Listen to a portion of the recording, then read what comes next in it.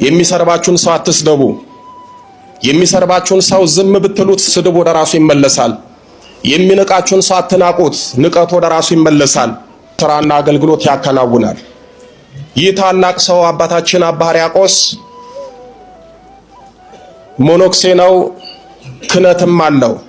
ነገር ግን ቅዳሴ መቀደስ ስለማይችል ወይም ደግሞ ቅዳሴ መቀደስ ስለማይሆንለት በዚህ ምክንያት እኔ መቀደስ ስለማልችል ገዳሙንና ማህበረ መነኮሳቱን በጉልበቴ ባገለግል ይሻላል፣ ሲጠሩኝ አቤት ሲልኩኝ ወዴት እያልኩኝ አገለግላለሁ ብሎ አስቦ ራሱን ዝቅ አድርጎ ለማህበረ መነኮሳቱ ይታዘዛል፣ ያገለግላል።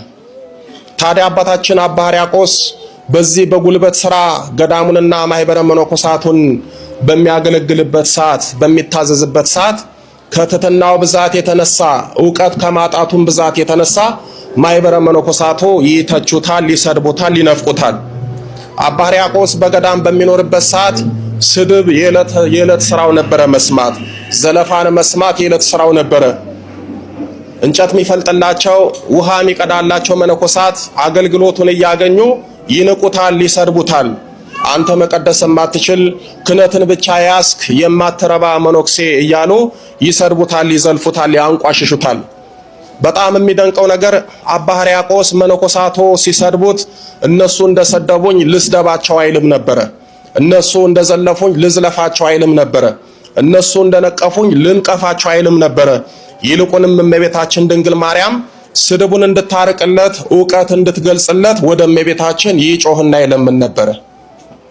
ግድ የለም የሚሰርባችሁን ሰው አትስደቡ። የሚሰርባችሁን ሰው ዝም ብትሉት ስድብ ወደ ራሱ ይመለሳል። የሚንቃችሁን ሰው አትናቁት፣ ንቀቱ ወደ ራሱ ይመለሳል። የሚነቅፋችሁን ሰው አትንቀፉት፣ ነቀፌታ ወደ ራሱ ይመለሳል። እናንተ ሰው ሲሰድባችሁ ሰውን ከሰደባችሁ እግዚአብሔር ስለናንተ አይቆምም። ብዙ ሰዎች ይበደሏቸዋል፣ እግዚአብሔርን ፍረድልን ይላሉ። የእግዚአብሔርን ፍርድ የምናዘገየው በራሳችን መንገድ ስንሄድ ነው። ለምሳሌ አንድ ሰው በድሏችሁ የበደላችሁን ሰው የሰደባችሁን ሰው ብትሰድቡት ከዛ ደግሞ መለስ ብላችሁ እግዚአብሔር ይህ ሰው ጸያፍ ስድብ ሰድቦኛል እግዚአብሔር ፍረድልኝ ብትሉ አይፈርድም። ስትሰደቡ ዝም ካላችሁ በእናንተ ዝምታ ውስጥ እግዚአብሔር ስለናንተ ይናገራል። እናንተ ስትበደሉ በበደላችሁ ዝም ስትሉ በደልን አይቶ ዝም የማይለው እግዚአብሔር ስለናንተ በደል ይቆማል። ብዙዎቻችን አስቀድመን የራሳችን መንገድና እርምጃ ስለምንወስድ እግዚአብሔር አይረዳንም።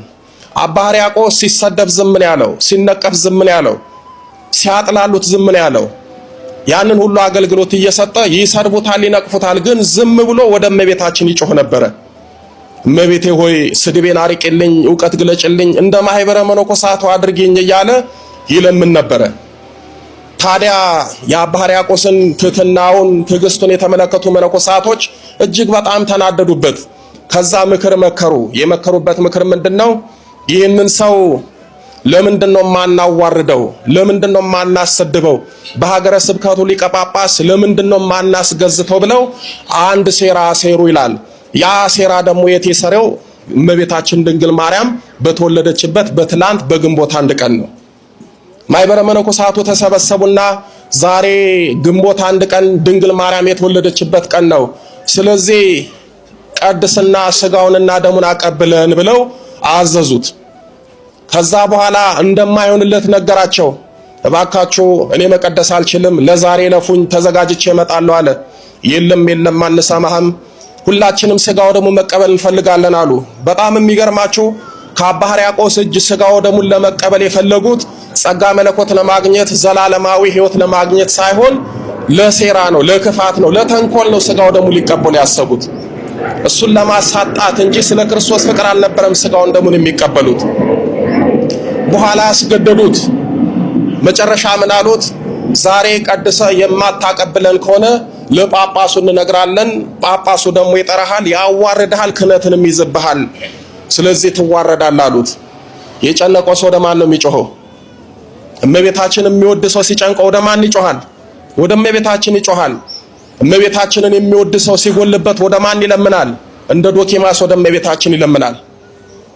በኋላ ሲያስጨንቁት ግድ ሲሉት አባ ሕርያቆስ ጥቂት ታገሱኝ አለና ዞር አለ። በዛን ሰዓት የሚናጻ መሰላቸው፣ ጠበቁት።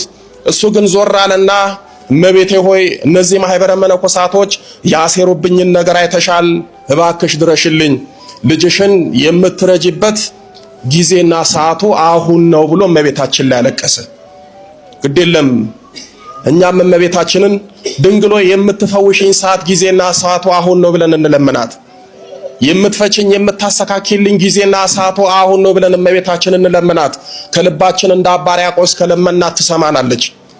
አባ ሕርያቆስ ለመናት፣ አለቀሰባት። ዛሬ ነው እኔን የምታድኘኝ፣ ዛሬ ነው እኔን የምትታደገኝ፣ ዛሬ ነው እኔን የምትረጅኝ ብሎ አባ ሕርያቆስ አለቀሰባት። ከዛ ልብሰ ተክህኖን አመጣ፣ ለበሰ፣ ተሰየሙ፣ ቅዳሴ ገቡ።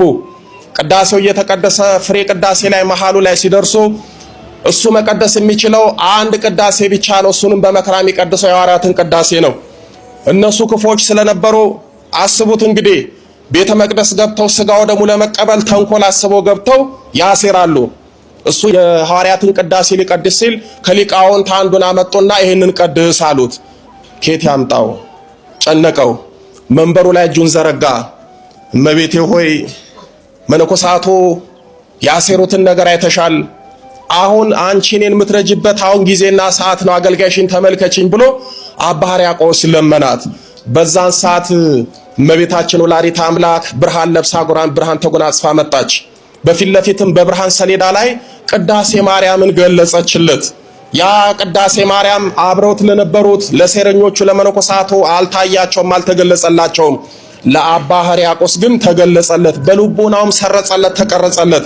ከዛ በኋላ እንግዲህ አባ ሕርያቆስ ጎሳ ልቤ ቃለ ሰናይ ብሎ የእመቤታችንን ቅዳሴ ሰተት አድርጎ መቀደስና መድረስ ጀመረ።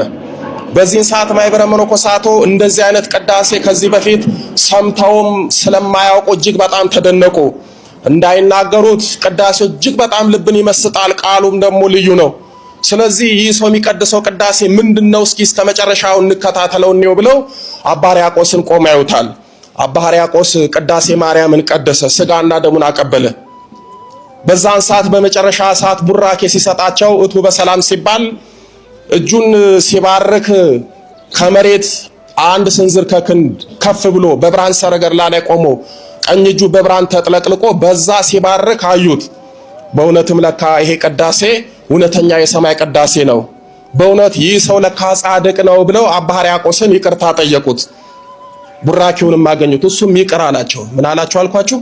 ይቅር አላቸው። አሁን እንዲህ ለሰደባችሁ፣ ላንጓጠጣችሁ፣ ተንኮል ለሰራባችሁ፣ ሊያዋርዳችሁ ለፈለገ ሰው በእውነት ይቅርታ ታደርጋላችሁ?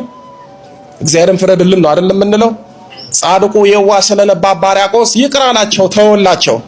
በዚህ ምክንያት ዛሬ ይኸው ቅዳሴ ማርያም ከ14ቱ ቅዳሴ አንዱ ነው።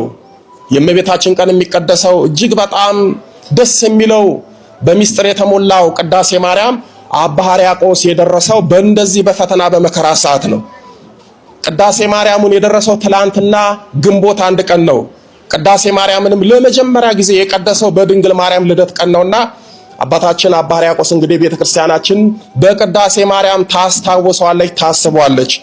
በጨነቀው ሰዓት በቸገረው ሰዓት ወላዲተ አምላክ ድንግል ማርያምን ስለለመነ እመቤታችን በችግሩና በጭንቀቱ ሰዓት ደረሰችለት። ግን እሱ ደግሞ አጥብቆ ይለምናት ነበረ። ምን ያደርግ ነበር አልኳችሁ? አጥብቆ ይለምናት ነበረ። እንደኔና እንደናንተ ያዝ ለቀቅ አይደለም። ከልቡ ነው የሚወዳት፣ ከልቡ ነው የሚያፈቅራት፣ ከልቡ ነው የሚያከብራት። እመቤታችንን 24 ሰዓት ለማስደሰት ስለሚያስብ በችግሩ በጭንቁ ሰዓት እመቤታችን ደግሞ ቀድማ ደረሰችለት። እመቤታችንን የምታመሰግኗት፣ የምትወዷት፣ የምታገለግሏት በእውነት ላለመበደል የምትጥሩ ከሆነ እመቤታችን በችግራችሁ፣ በፈተናችሁ፣ በህመማችሁ ጊዜ ድንግል ማርያም እንደ አባ ሕርያቆስ በጭንቀታችሁ ሰዓት ትደርሳለች። በእውነት ለአባ ሕርያቆስ የደረሰችው ወላዲተ አምላክ ለሁላችንም ትድረስልን። የአባ ሕርያቆስን ጸጋ በረከት በሁላችን ላይ ታሳድርብን።